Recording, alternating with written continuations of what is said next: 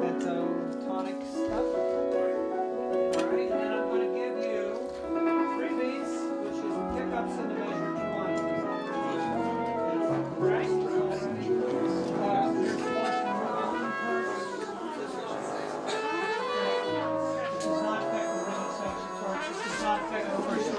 4 everybody take out Bone Happy. Like a happy bone. That's right, another happy bone. Just keep it clean, huh? Here we go.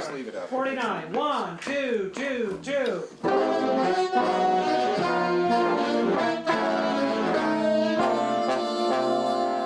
Man, I love jazz. It's an American art form. That's my main focus. If you got 18 pieces, it's pretty tough to book that, to play live. That's 4 parts there. Thank you. Trombones.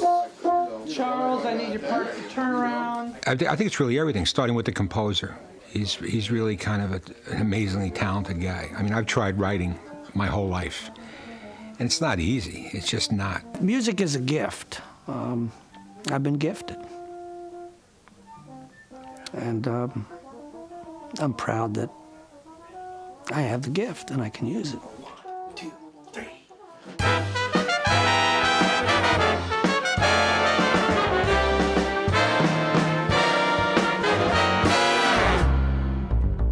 Mike Treni's music is just so well written, they practically play themselves, so it was just a real fun time to come here and play with these guys. I really wasn't sure what it was going to sound like until just now, listening to it. And I'd like some people to hear this one.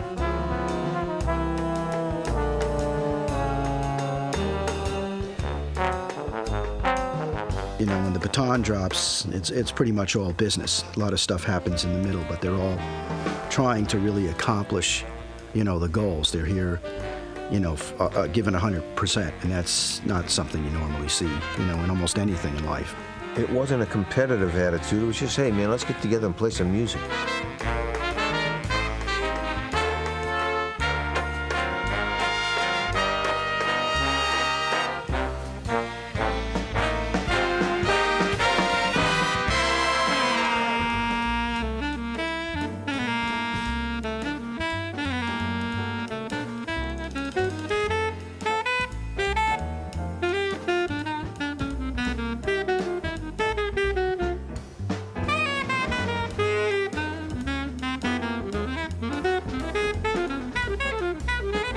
I grew up in New Jersey, been playing saxophone since I was in 4th grade. It's almost about 20 years now. Worked for about the past 7, 8 years as a full-time musician in the New York area.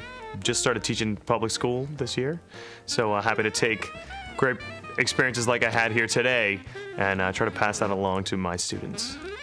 I love big bands. I have since I knew what music was about. Even before I knew them, I remember asking my parents about records that had big horn sections on them. Just what's that? What's, you know, what kind of group makes music like that?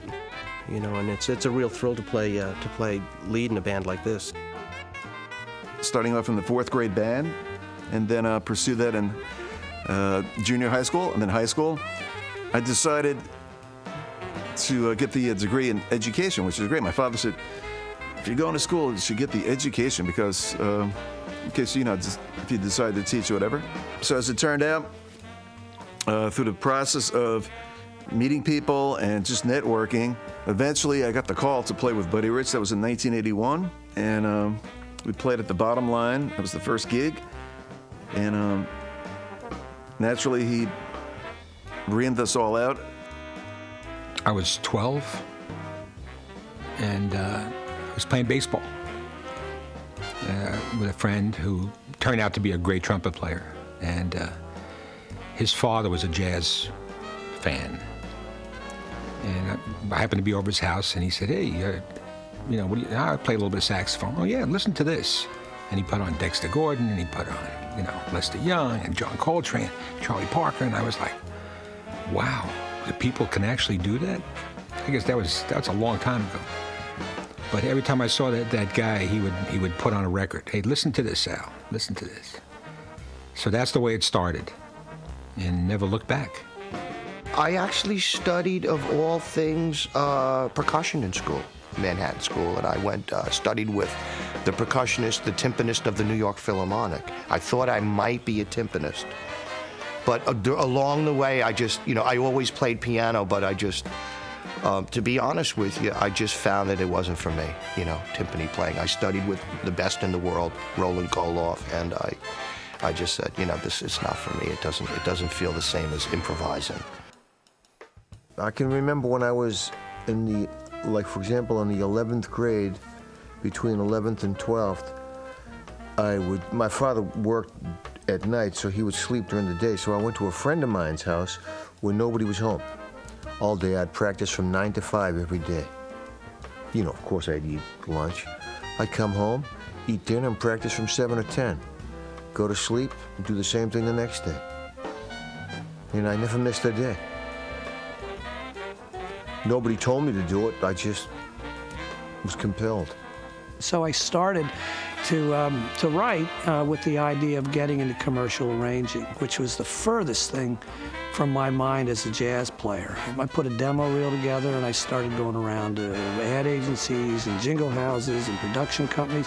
Next thing I knew, I was a commercial arranger and I did all kinds of crazy things. And the next thing I know, I wasn't a trombone player anymore. I was known as a writer.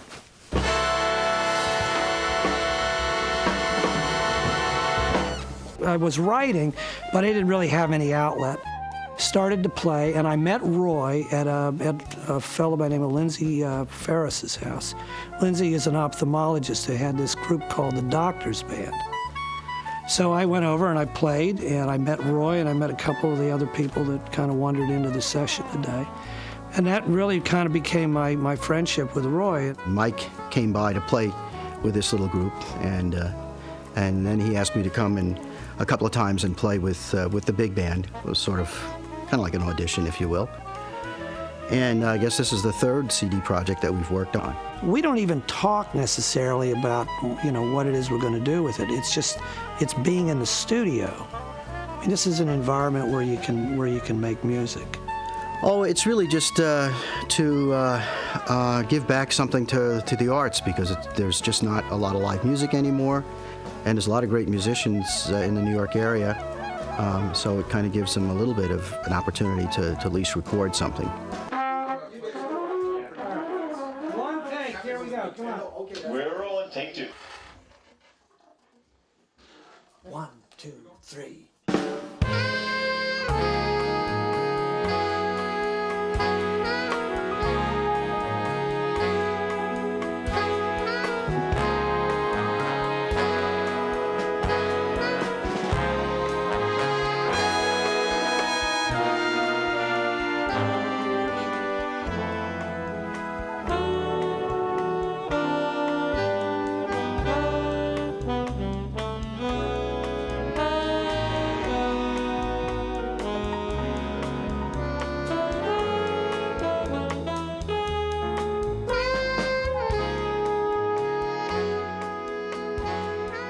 I really enjoyed the quality of the band that Mike puts together. It's always a very interesting blend of some of the younger players and older, more established players.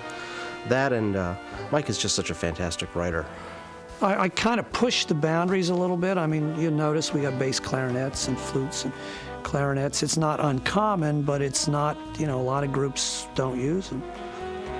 And I try to bring other idioms and styles into the things that I do. Even though some of the pieces were almost 30 years old, he said there's definitely a freshness, a contemporary feel to them that I think still makes the music really viable today. This is a collection of music. Some of it is actually quite old. The one thing that we did, Tender Moments, was actually written in 1968 for a little group that I had in Boston.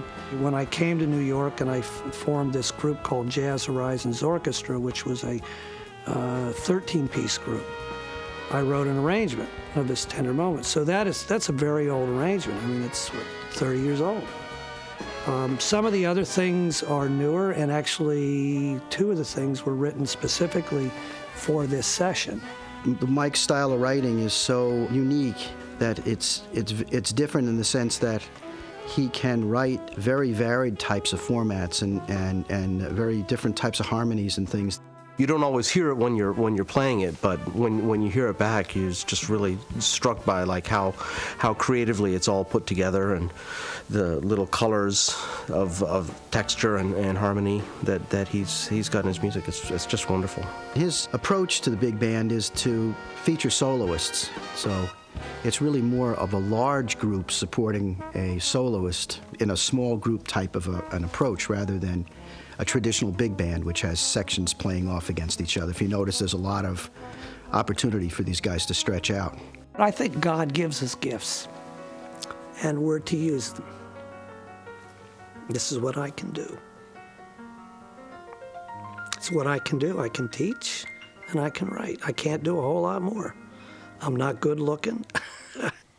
You know, I'm not walking around with tons of money. I'm not a powerful speaker, but I can communicate through my music, and I think the music that I write it has a message, and I think it moves people.